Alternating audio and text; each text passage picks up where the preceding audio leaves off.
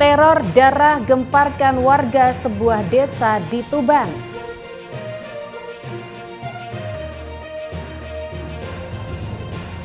Tes urin puluhan sopir di PT Silok Tuban 2 positif zat benzo.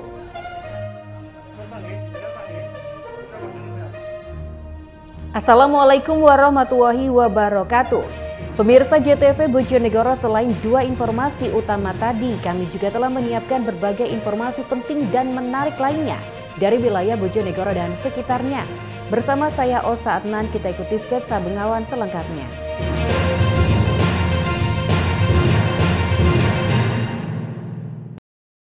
Pemirsa, kita awali informasi yang pertama. Untuk mengantisipasi kekeringan akibat musim kemarau, para petani di Kabupaten Bojonegoro berinisiatif membuat kolam terpal untuk menampung air. Meski harus mengeluarkan tenaga dan biaya berlebih, kegigihan mereka membuat tanaman tembakau yang dibudidayakan mampu tumbuh subur, tidak layu dan mati. Untuk mengantisipasi kekeringan akibat musim kemarau, para petani di Desa Derajat, Kecamatan Baurno, Kabupaten Bojonegoro, berinisiatif membuat kolam terpal untuk menampung air. Kolam air berukuran rata-rata 3 x 5 meter persegi ini mereka buat di tengah sawah. Selanjutnya, kolam yang telah ada mereka gunakan untuk menampung air dari sumur bor irigasi yang jaraknya cukup jauh, yakni sekitar 200 meter di selatan desa. Meski air yang mereka datangkan ini tidak gratis, yakni harus membayar beban ongkos operasional sebesar Rp50.000 per kolam, namun melalui metode ini, para petani mengaku senang sebab lahan sawah mereka tak sampai terbengkalai. Setidaknya, air yang tersedia cukup untuk mengairi sawah sekaligus menyiram dan memupuk tanaman di tengah datangnya musim kemarau. Selain itu, upaya ini terbukti efektif, meski harus mengeluarkan tenaga dan biaya berlebih. Namun ribuan tanaman tembakau yang mereka budidayakan mampu tumbuh subur, tidak sampai layu dan mati seperti padi yang sebelumnya sempat gagal panen. Bahkan saat ini tembakau yang rata-rata berumur 1 bulan dapat tumbuh normal, sebab penyiraman dapat dilakukan secara teratur minimal 2 hari sekali. Pak, ini tanam berapa ribu pohonnya? Tanam 6 ribuan. 6 ribuan. Ya. Pak, terus ini kan kemarau, airnya dari mana? Airnya dari irigasi. Dari irigasi terus ditampung di kolam ini. Ditampung di kolam sini. Ini untuk nyiram, untuk mupuk. Ya pupuk ya ambil di situ, siram ambil di situ. Pak, harapannya gimana Pak untuk tembakau ini nanti? Ya harapannya ya kalau bisa harganya ya cukup lumayan. Kalau lumayan kan enggak takut tanam lagi. Gitu. Senang itu Pak ya, petani enak itu. Petani enak. Terus harga pupuk ya terjangkau kan gitu deh. Pak, kemarin padi sini bagus nggak Pak? Padi kalau panen bagus, kalau arealan walik ini kan enggak seperti bagus yang ini dibantai. Enggak bisa ya, enak tembakau ya? Iya enggak bisa. Tanam kedua Pak yang tanam kedua yang gagal. Gagal ya kalau yang begini ini dulunya ya tanam, cuma dibantai. Oke, terus ganti tembakau ini? Iya, langsung tembakau. Sudah tanam, sudah pupuk sekali. Pak, ini jenis apa Pak tembakonya? Tembakonya jenis 08. 08. Ya. Saat ini petani hanya berharap nantinya tembakau yang mereka tanam dapat menghasilkan panen yang berlimpah dengan harga jual yang tinggi. Tim Liputan JTV Bojonegoro. Sementara itu, warga sebuah desa di Kabupaten Tuban digemparkan dengan teror darah yang terjadi sejak 2 hari terakhir. Cairan merah berbau amis mirip darah tersebut berceceran di jalan-jalan kampung dan gang kecil serta rumah warga setempat sehingga membuat warga setempat resah. Warga Desa Tuwiriwetan, Kecamatan Maraura, Kabupaten Tuban digemparkan dengan teror darah yang terjadi di desa setempat sejak 2 hari terakhir.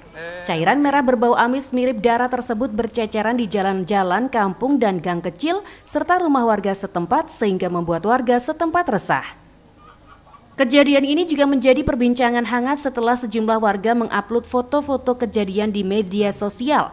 Bahkan kini sebagian warga setempat juga merasa takut dan cemas, khawatir peristiwa serupa kembali terulang. Hingga Rabu siang, bercak darah yang tercecer di jalan dan tembok rumah warga setempat masih menyisakan bekas.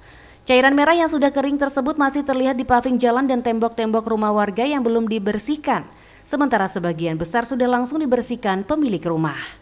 Salah satu warga, Lia, mengatakan teror tersebut kemungkinan terjadi pada Senin malam dan baru ia ketahui pada Selasa pagi saat membuka pintu rumah. Cairan tersebut muncul secara misterius dan hingga kini belum diketahui siapa pelakunya. Mbak, itu kejadiannya gimana itu, Mbak? Kalau pas bangun pagi, selesai subuh itu di depan pintu udah ada geden itu. Jajaran darah itu ya? Langsung ini saya apel. Itu banyak, Pak? Demok-demok ngoten lho. Banyak itu, Pak? Iya. Itu di kampung sini banyak gitu? Nggih mubeng kok, Pak. Lorong itu. Terus warga gimana, Pak? Takut? Nggih takut turun nggih. Kok niku penguripan ngoten lho. Teror gitu ya? Nggih teror. Berapa hari, Mbak? Kira-kira? Kali dinten sakniki. 2 hari. Tapi nak teng kulon ki mok gek wingi tok. Sementara teror kedua terjadi pada Selasa malam. Situasi ini membuat sebagian warga merasa resah dan cemas. Pasalnya, hingga kini sumber dari bercak darah tersebut belum diketahui. Itu saya pulang dari pasar, terus bentong-bentong, ini kita apa ya, ini kita apa? Terus orang-orang enggak bermasalah, tapi kok sorenya itu ada lagi itu loh. Jadi nggak cuma sekali gitu ya? 2 kali. Terus masyarakat gimana, Bu? Takut enggak, Bu? Ya ada yang takut, ada yang enggak. Itu kira-kira darah apa itu, Bu? Darah apa itu Ya kira-kira? enggak tahu, darah apa itu enggak tahu. Kalau baunya gimana, Bu? Baunya ya kalau disiram air itu amis gitu loh. Berarti langsung dibersihkan, Bu, ya kemarin? Ya di rumah saya tuh baru kemarin sore. Warga berharap pihak berwenang dapat segera menyelidiki dan menemukan penyebab dari teror ini, sehingga mereka bisa kembali hidup tenang. Husni Mubarok, JTV Tuban. Pemirsa, Satlantas Polres Ngawi menggelar Operasi Patuh Semeru 2024 yang dimulai sejak tanggal 15 hingga 28 Juli mendatang. Selama 9 hari pelaksanaan, Satlantas menindak ratusan pengendara dengan sanksi tilang. Satlantas Polres Ngawi bersama tim gabungan yang terdiri dari POM, TNI, dan juga Bapenda melakukan giat Operasi Patuh 2024 di Simpang 3 Jalan Soekarno-Hatta, Ngawi pada hari Rabu. Selain memeriksa kelengkapan kendaraan roda 2, polisi juga menghentikan kendaraan roda 4 yang membawa barang melebihi kapasitas serta memeriksa sejumlah bus yang melintas. Kasat Lantas Polres Ngawi AKP Muhammad Sapari menjelaskan selama pelaksanaan operasi patuh yang telah digelar 9 hari ini telah dilakukan penindakan terhadap 2.984 kendaraan pelanggar. Terdiri dari 844 penindakan dari etle, 585 tilang manual, serta 1.555 tindakan teguran presisi. Saya sampaikan rekan-rekan sampai dengan hari ke-9 jumlah pelanggaran yang kita tindak selama operasi ulangi operasi Semeru Patuh Semeru 2024 adalah 2.984, terdiri dari 844 etle, 585 tilang manual, dan 1.555 teguran presisi. Itu. Pelanggarannya apa aja? Untuk pelanggaran masih didominasi oleh R2, baik tidak menggunakan helm standar maupun tidak membawa atau belum punya SIM, dan juga pengendara ada sebagian yang di bawah umur. Sementara kita tilang dengan tilang manual, kita amankan kendaraannya. Apabila di bawah umur, kita panggil orang tuanya. Pelaksanaan Operasi Patuh Semeru bakal digelar hingga 28 Juli 2024 mendatang. Tujuannya untuk menekan kejadian laka lantas serta memberikan edukasi tentang pentingnya tertib berlalu lintas. Itu Wahyu, JTV Ngawi. Pemirsa, jangan kemana-mana karena sesaat lagi kami akan segera kembali dengan informasi mengenai tes urin puluhan sopir DPT Silok Tuban, 2 positif zat benzo. Tetaplah bersama kami.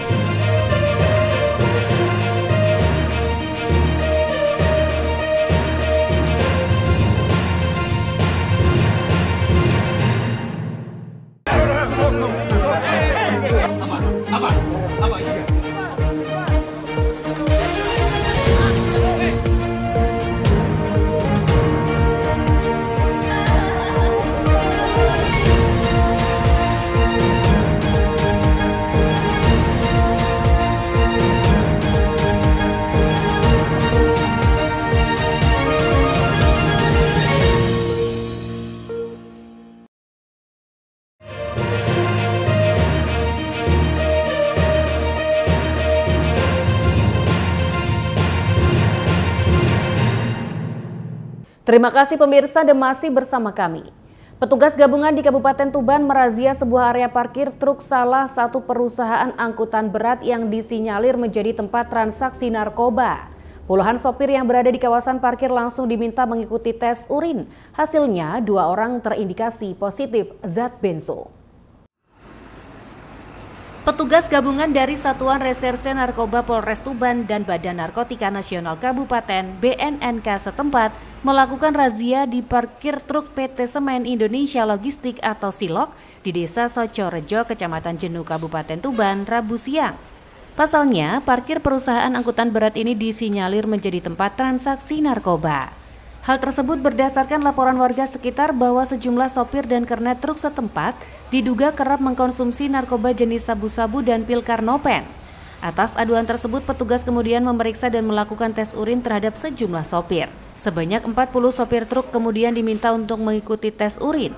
Hasilnya, 2 orang sopir terindikasi positif zat benzo yang biasanya ditemukan dalam kandungan narkoba. Kasat Reskoba Polres Tuban AKP Teguh Trihandoko mengatakan, berdasarkan pengakuan kedua terduga, mereka usai rawat inap dan menjalani operasi penyakit jantung, diduga zat benzo muncul akibat dari obat-obatan yang dikonsumsi.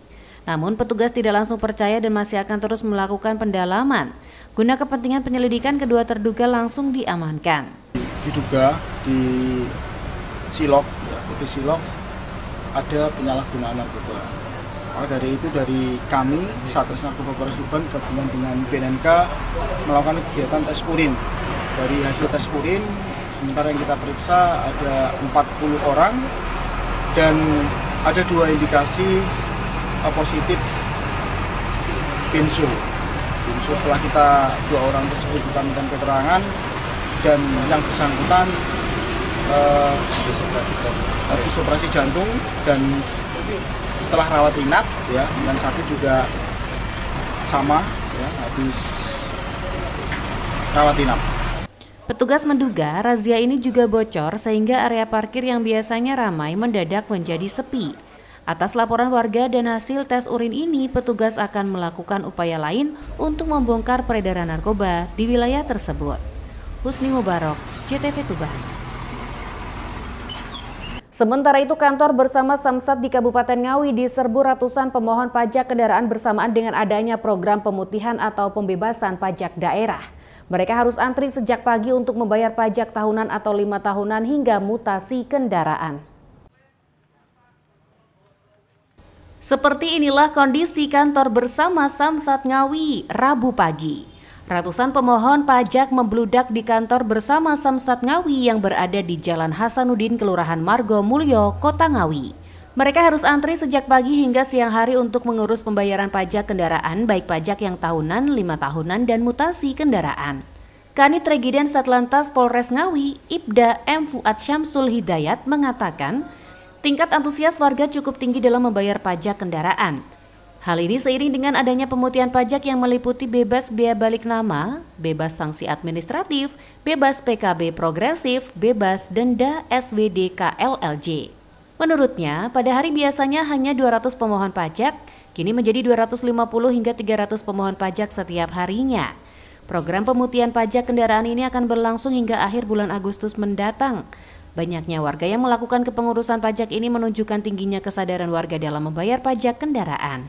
Di Samsat Kabupaten Ngawi, baik di Samsat Kota maupun di Samsat Barat, masyarakat sangat antusias terkait pemutihan ini. Ada kenaikan wajib pajak untuk kendaraan yang membayar pajak kendaraan sekitar 15–20%. Untuk biaya balik nama ada lebih dari 100% kenaikan pajak ya. Apa kenaikan wajib pajak yang maksudnya? Rata-rata untuk kendaraan yang masuk ke Kabupaten Ngawi untuk yang balik nama itu dari mana? Dari berbagai daerah, terutama dari Jawa Timur yang sama-sama ada pemutihan. Syarat untuk masyarakat bisa menjalankan atau mengikuti program pemutihan ini apa aja? Syarat untuk pemutihan seperti prosedur seperti cek fisik, kemudian yang lain-lainnya seperti biasa. Rata-rata setiap hari berapa wajib pajak, Dan? Untuk wajib pajak itu tadi yang membayar pajak yang biasanya sekitar 200-an bisa naik sekitar 250. Sampai kapan pemutihan ini? Pemutihan sampai akhir Agustus. Di pemutihan ini yang dibebaskan apa itu untuk pajaknya itu? Biaya balik nama dan terlambat pajak. Oh, keterlambatan ya? Siap. Selain di Samsat Induk, ada untuk masyarakat Ngawi bagian barat ada Samsat Barat, kemudian ada Samsat Paiman, itu ada di Jogorogo, di Karangjati, kemudian bisa kalau sore ada program unggulan dari kantor bersama Samsat Ngawit, Samsat Trinil, bisa sore hari. Pihak Samsat juga membuka layanan pembayaran pajak kendaraan saat malam hari, termasuk di bagian Samsat Gendingan, Samsat Keliling, serta di Mall Pelayanan Publik atau MPP. Ito Wahyu, JTV Ngawi. Pemirsa, sebanyak 191 anak di Kabupaten Bojonegoro mengajukan dispensasi kawin atau diska di pengadilan agama setempat. Mirisnya dari jumlah tersebut 29 diantaranya sudah dalam keadaan hamil terlebih dahulu. Pernikahan dini masih menjadi fenomena memprihatinkan yang terjadi di Kabupaten Bojonegoro. Dari data pengadilan agama setempat, mulai Januari hingga Juni 2024, tercatat ada sebanyak 191 perkara dispensasi kawin atau diska yang diajukan. Mirisnya, permohonan diska didasari berbagai macam faktor, di antaranya mulai dari menghindari zina, sudah dalam keadaan hamil di luar nikah, faktor ekonomi, dan sudah melakukan zina namun tidak sampai hamil. Rata-rata anak yang mengajukan dispensasi kawin dari latar belakang pendidikan mulai dari SD dan SMP sederajat. Panitera Pengadilan Agama Bojonegoro Solikin Jami mengatakan, hingga bulan ke-6 tahun 2024, ada sebanyak 191 warga yang mengajukan dispensasi kawin di pengadilan agama setempat. Di antaranya 147 orang tua takut anaknya melampaui batas melakukan perbuatan zina hingga langsung dinikahkan.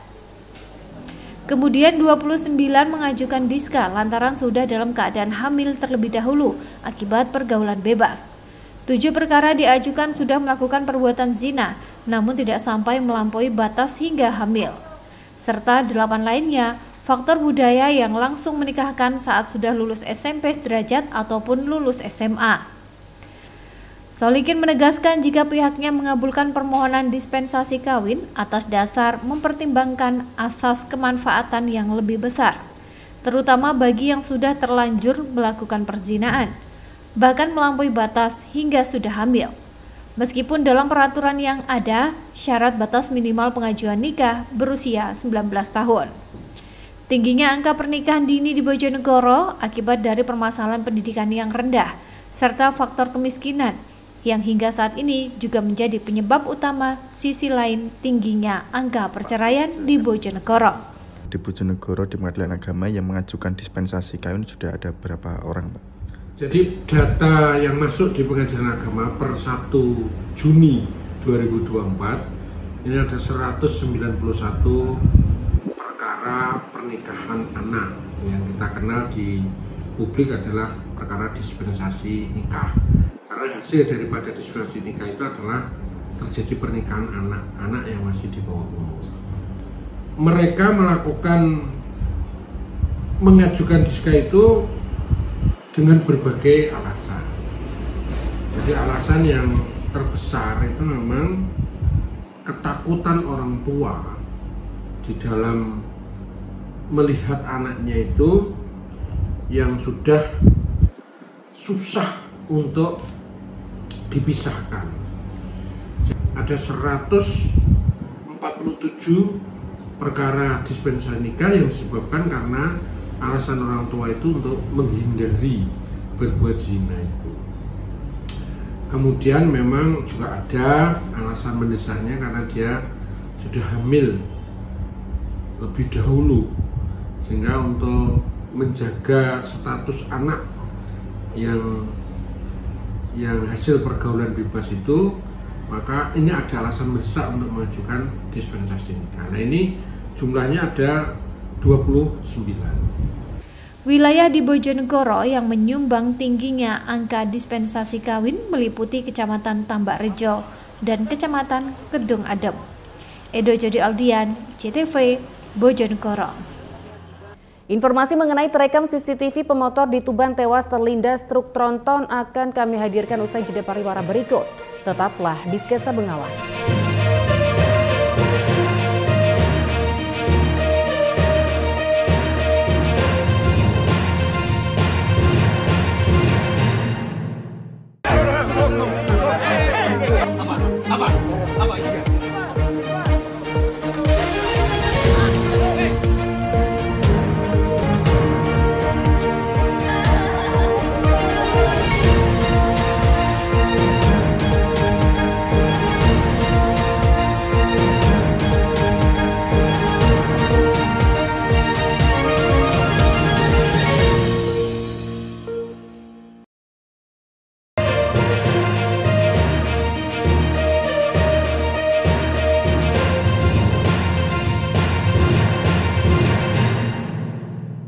Terima kasih pemirsa, Anda masih di Sketsa Bengawan. Detik-detik seorang wanita pengendara motor terlindas truk tronton di alur nasional Kabupaten Tuban terekam kamera CCTV. Korban yang sedang berhenti saat lampu merah tiba-tiba diseruduk dari belakang oleh truk tronton hingga terseret sejauh belasan meter. Akibatnya korban tewas seketika di lokasi kejadian.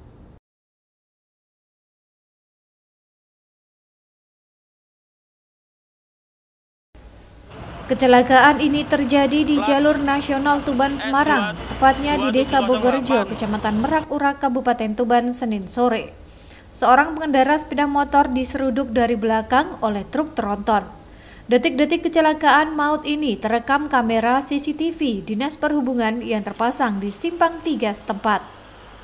Berdasarkan rekaman CCTV, kecelakaan bermula saat truk tronton bernopol H8774GH melaju kencang dari arah Tuban Kota menuju Semarang, Jawa Tengah. Sementara pengendara sepeda motor bernopol S2708IU Zikra Ardita Putri sedang berhenti karena lampu merah. Diduga kurang konsentrasi, pengemudi truk tronton menabrak korban hingga terseret belasan meter. Korban yang jatuh juga sempat terlindas ban depan sebelah kiri. Akibatnya korban tewas seketika di lokasi kejadian. Selanjutnya jasad korban langsung dievakuasi menuju kamar jenazah Rumah Sakit Umum Daerah Dr. Kusma Tuban. Sedangkan sopir beserta truk tronton diamankan polisi ke Mapolres Tuban guna dilakukan pemeriksaan lebih lanjut. Sementara itu, pasca kejadian, petugas langsung melakukan olah tempat kejadian perkara dan mengumpulkan keterangan saksi, termasuk rekaman CCTV. Semula truk tronton yang dikemudikan oleh Muhammad Fahrudin berjalan dari arah selatan ke utara. Tidak penuh konsentrasi depan, mengalami kecelakaan lalu lintas, menabrak dari belakang sepeda motor Yamaha Mio yang dikemudikan oleh Zikra Ardita Putri yang berjalan searah di depannya. Pada saat berhenti, si pengemudi sepeda motor ini karena pengatur alat lalu lintas itu berwarna merah, jadi pengemudi sepeda motor ini berhenti. Kemudian truk yang ada di belakangnya ini harusnya lajurnya di sebelah kiri, karena di lajur sebelah kiri adalah jalan lurus apabila lampu merah berhenti, yang dari lajur sebelah kiri harusnya berjalan lurus. Tapi truk tersebut berjalan di sisi kanan, yang akibatnya menabrak pengemudi sepeda motor ini yang berhenti pada saat lampu merah. Terus kondisi korbannya? Kondisi korban waktu itu sempat tertabrak, kemudian tergilas. Meninggal ya? Meninggal di TKP. Kasus kecelakaan ini kini dalam penanganan unit laka Satlantas Polres Tuban. Ziki Muhammad, Husni Mubarok, CTV, Tuban. Sementara itu, Kejaksaan Negeri Tuban menahan 2 tersangka kasus dugaan korupsi pengadaan mesin anjungan pelayanan mandiri desa atau APMD di kabupaten setempat. Keduanya dititipkan ke lembaga pemasyarakatan setempat setelah sebelumnya ditetapkan sebagai tersangka. Kejaksaan Negeri Tuban menahan 2 tersangka kasus dugaan korupsi pengadaan mesin anjungan pelayanan mandiri desa atau APMD di kabupaten setempat. Kedua tersangka ditahan menjalani pemeriksaan di kantor Kejari Tuban Senin sore. 2 tersangka tersebut masing-masing berinisial EW, warga desa Sidomulyo, Kecamatan Jatirogo, dan AM, warga desa Sido Asri, Kecamatan Kenduruan, Tuban. Kedua orang ini tercatat sebagai direktur dan komanditer CV1 Network yang melaksanakan pengadaan mesin APMD tersebut. Kedua tersangka diketahui juga menjabat sebagai sekretaris desa dan perangkat desa. Sementara CV yang melakukan pengadaan barang milik keduanya beralamatkan di Jalan Raya Bulu, Desa Sadang, Kecamatan Jatirogo, Tuban. Kedua tersangka langsung dititipkan ke Lembaga Pemasyarakatan Lapas Kelas 2B Tuban agar tidak melarikan diri, merusak, atau menghilangkan barang bukti. Kepala Kejaksaan Negeri Tuban, Armen Wijaya, mengatakan tidak menutup kemungkinan masih ada tersangka lain dalam kasus dugaan korupsi ini. Namun pihaknya meminta agar para pihak tidak berspekulasi dan menunggu hasil sidang. Satu network. Itu keterlibatan Diskominfo ada nggak? Apa? Sementara hasil penyidikan ini kami sampaikan penetapan tersangka terhadap dua ini.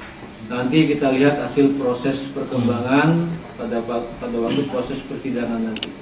Sekedar diketahui, Kejari Tuban mulai penyelidikan kasus dugaan korupsi pengadaan mesin APMD tahun 2021 ini pada April 2023 lalu.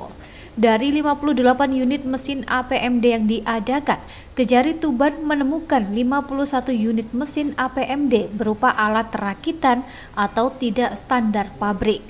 Hasil audit dari Badan Pengawasan Keuangan dan Pembangunan BPKP Jawa Timur, kerugian negara atas proyek tersebut mencapai 1,5 miliar rupiah lebih. Sedangkan sekitar 50 orang telah diperiksa sebagai saksi, termasuk Sekda Tuban Budi Wiyana dan Kepala Dinas Komunikasi Informatika Statistik dan Persandian Tuban Arif Handoyo. Husni Mubarak, JTV, Tuban. Pemirsa, berikut tadi informasi terakhir di Sketsa Bengawan edisi hari ini. Jangan lupa follow media sosial kami di alamat di bawah ini dan juga kirimkan kritik saran Anda ke alamat email jtvbojonegoro@jtv.co.id. Saya Osa Adnan beserta seluruh kerabat kerja yang bertugas mohon undur diri dari hadapan Anda.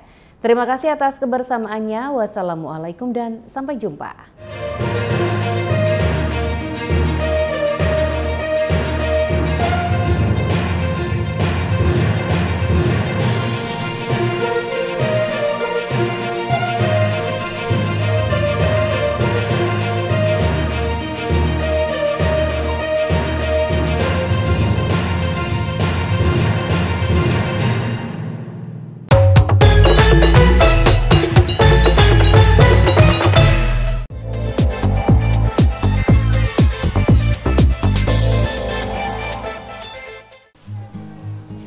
Kemeriahan kegiatan Bojonegoro Tengul International Folklore Festival masih berlanjut hingga hari keempat.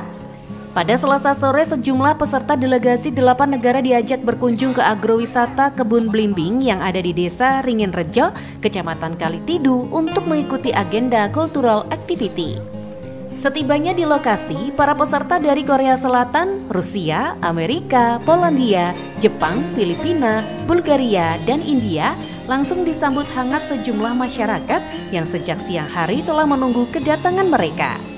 Pada agenda cultural activity di agrowisata Kebun Blimbing ini, para peserta diperkenalkan dengan diajak berkeliling ke kebun belimbing, membuat racikan makanan tradisional berupa rujak, kemudian bermain musik lesung, hingga dijelaskan budidaya sampai memetik buah belimbing secara langsung. Tak hanya itu, para peserta terlihat sangat antusias dan senang saat diajak untuk praktek membuat rujak buah dan kemudian berkesempatan mencicipi sejumlah kue tradisional yang sudah tersedia, mulai dari klepon, pleret, ketan, hingga getuk. Setelah belajar membuat rujak dan menikmati alunan musik tradisional berupa oklik, para peserta Bojonegoro International Folklore Festival ini juga belajar bersama ibu-ibu bermain musik lesung. Alat musik yang dimainkan dengan cara ditumbuk sambil menyelaraskan irama menjadi sensasi tersendiri bagi para peserta saat mencobanya. Alat musik lesung sendiri merupakan sebuah alat yang dahulu digunakan oleh masyarakat setempat untuk menumbuk padi hingga menjadi beras sebelum adanya mesin selep padi seperti sekarang. Keceriaan para peserta Bojonegoro International Folklore Festival ini semakin pecah saat mereka diajak cara memetik buah belimbing lalu diberi tantangan untuk memetik belimbing sebanyak-banyaknya. Para peserta dari beberapa negara saling beradu kecepatan memetik buah sebanyak-banyaknya menggunakan galah. Demi bisa mendapatkan buah belimbing lebih banyak, mereka bahkan rela sampai memanjat pohonnya secara langsung untuk memetiknya. Kepala Dinas Kebudayaan dan Pariwisata Kabupaten Bojonegoro Budianto mengatakan, kegiatan ini merupakan salah satu pengenalan wisata agrobelimbing kepada para peserta delegasi dari sejumlah negara. Selain itu, kegiatan tersebut juga berkolaborasi dengan masyarakat setempat, baik itu kesenian tradisional lesung dan musik okli. Pengenalan agrowisata kebun belimbing menjadi salah satu pengenalan wisata yang modern masa kini, yakni holiday tourism, di mana para wisatawan yang datang berkunjung di tempat agrowisata tidak hanya melihat keindahan lokasi wisata maupun memetik buah belimbing, melainkan mereka juga diajak secara langsung untuk merasakan sensasi membuat olahan buah belimbing menjadi rujak hingga belajar budidaya belimbing. Sore hari ini waktunya kita mengenalkan wisata kita, farm trip atau city tour untuk tamu-tamu. Jadi emang kegiatan ini intinya sebetulnya adalah pengenalan wisata Bojonegoro, tapi kita combine gitu, kita kolaborasi dengan seni budaya di Bojonegoro. Hari ini kita di agrowisata Belimbing Ngeringin Rejo. Mereka kita ajak bagaimana kita kenalkan apa itu buah belimbing, dicampur dengan jambu kristal, ada buah-buah yang lain. Kita ajari mereka, kita ajak bersama tadi dia menikmati sekali membuat mulek rujak itu. Mereka nggak ada, mereka adanya salad biasa. Ya, kita akan ada rujak, ada cabai, ada terasi, ada garam, ada gula gitu ya. Dia ikut mulek tadi, kita coba cara motongnya gimana. Mereka sangat menikmati sekali, dan sekarang kita kenalkan di kebunnya mengenai dia akan petik buah. Inilah sekarang memang ada quality tourism ya, wisata berkualitas sekarang model seperti ini. Mereka tidak sekedar melihat, tapi mengalami, terlibat sesuatu, itu mereka lebih menarik. Musik lesung sendiri? Musik lesung sendiri adalah kita kenalkan juga. Ini ada oklek tadi di sana. Sekarang ini musik lesung adalah musik tradisional di desa di Bojonegoro. Dulu orang menggiling padi pakai lesung seperti ini. Jadi dari padi jadi beras pakai lesung seperti ini. Nah, ini sekarang jadi musik untuk mengenangnya, jadi pelestarian kesenian juga, ada iramanya. Jadi mirip-mirip oklek tapi memang beda, ini kayu, tanah dari bambu. Ini seni-seni yang kearifan lokal yang perlu kita gali, kita pertahankan dan kita kenalkan kepada mereka bahwa ternyata Bojonegoro kaya sekali kebudayaan. Mereka sangat kagum sekali dengan apa yang kita punya. Sementara itu, salah satu peserta delegasi negara Polandia, Konstansa Siroska, mengaku sangat senang selama mengikuti gelaran Bojonegoro Tengul International Folklore Festival. Menurutnya, selama berada di Bojonegoro, masyarakat sangat ramah dan harmonis. Saat ditanya seputar kunjungannya di agrowisata kebun belimbing, dirinya mengaku sangat senang dan terpukau, di mana buah belimbing yang berbentuk bintang baginya sangat unik dan tidak ada di negaranya. Konstansa Siroska berharap lain waktu dapat berkunjung kembali ke Bojonegoro, kemudian dapat mengunjungi beberapa tempat wisata serta keberagaman yang ada di Bojonegoro. From which country are you from? I'm from Poland. Okay, so it's almost a week in Bojonegoro, you and your friends. So, what do you think about Bojonegoro? It's amazing, truly. The views are beautiful. People are so nice. Every single person that I've talked to is amazing. Yeah, I'm loving it. We're all loving it. Also, about the people themselves, what do you think about them, especially when you are performing in front of all of them? People are so loving. They've showed us so much respect and love. We're truly so grateful to be here. Yeah, they're amazing. They're amazing. Yeah. And then about the nature of Bojonegoro, what do you think, especially about this transport plantation? Yeah, well. All of the first time that I've just looked up and see all of those leaves and the fruits, they're so beautiful. And when you come in here, it's like a little jungle. It's so magical, really. It's great. It's great. I really like it. Okay. Yeah. Is there anything similar in Poland? Similar? Oh, that's a good question. Is there anything similar? Nothing comes to my mind right now, but maybe the apples. I I think, yeah. I don't know. It's okay. Yeah, sorry. What about the other delegations? What do you think about them? Other people that've come here? Yes. Right? Okay. Yeah, they're great too. Yeah, we've spoke to many of them. They're all very nice, and we support each other, which is great. As an artist, you know, it's great. Edo Jody Aldian, JTV Bojonegoro.